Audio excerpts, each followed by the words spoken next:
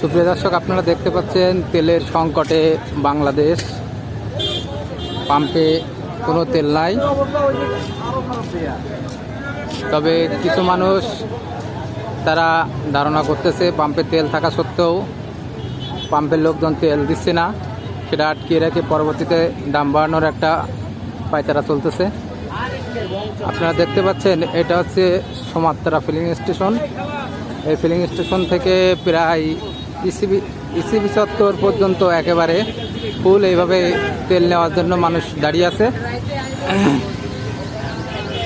Private car, bike সবাই serial দিয়ে এভাবে দাঁড়িয়ে আছে।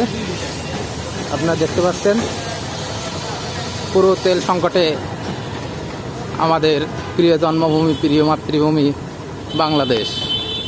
এ থেকে কি পরিত্রাণ পাবে বাংলাদেশ? দেখতে থাকুন, সাথে থাকুন মুক্তিযুদ্ধের চেতনা টিভিতে।